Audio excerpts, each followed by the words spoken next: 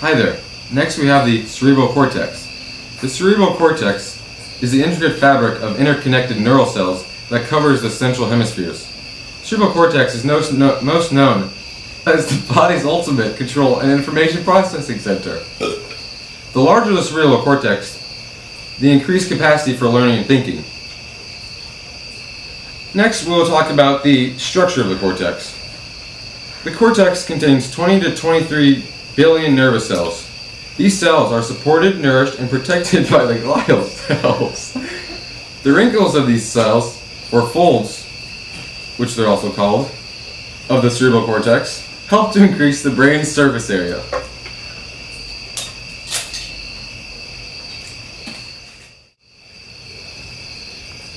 The cerebral cortex is divided into 4 main lobes. Each are separated by several folds. We have the frontal lobe, the parietal lobe, the occipital lobe, and the temporal lobe. Firstly, the frontal lobes are the portion of the cerebral cortex lying just behind the forehead, involved in speaking and muscle movements, and in making plans and judgments. The parietal lobe is the portion of the cerebral cortex lying at the top of the head and toward the rear, receiving sensory input from touch and body position. Occipital lobes are the portions of the cerebral cortex lying at the back of the head, which includes the visual areas, which receive visual information from the opposite visual fields. Temporal is the last lobe and is the portion of the cerebral cortex lying roughly above the ears. It includes the auditory areas, each of which receive auditory information, primarily from the opposite ear, interestingly enough.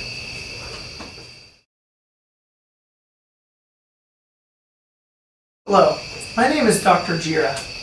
Today I'm here to stimulate different parts of Rodolfo's brain, especially known as the motor cortex, a strip at the end of the frontal lobe. Watch what happens when different portions of Rodolfo's dome piece are stimulated.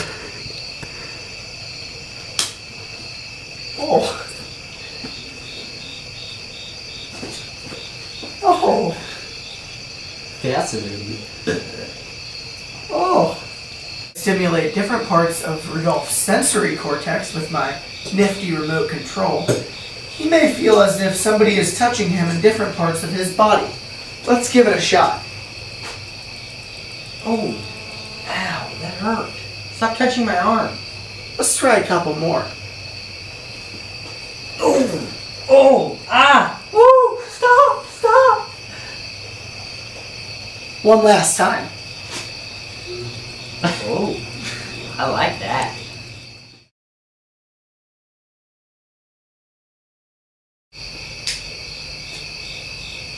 Now we will cover the association areas of the brain. This area accounts for 3/4 of the brain. This area, unlike the sensory areas, cannot be electronically stimulated like the sensory areas. This area interprets, integrates, and acts on info processed by the sensory areas. For example, in the frontal lobes, this area allows us to judge, process, and plan new memories. We will now demonstrate a condition known as aphasia. This condition allows some patients to read but not write, write but not read, or even sing and not be able to talk. This is due to damage in regions of the brain that connect thinking, motor skills, and verbal skills as well. Hey, what are you writing about, bro? I don't know, dude. I only know how to write. Can't read.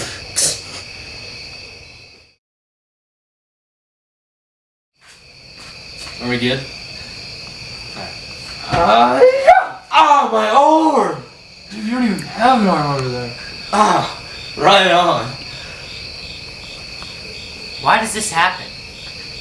Well, let's take a dive into the brain's plasticity. What is plasticity? It's the ability to modify itself after some types of damage. Brains are most plastic when we're in our childhood. The brain's plasticity explains our experiment. The brain makes up for what is lost and compensates by sending feelings to the phantom limb. This concludes our episode of the lower brain structures. We hope you've enjoyed it. We've worked really hard, and we hope you'll check us out on our MySpace episodes. But until then, good night.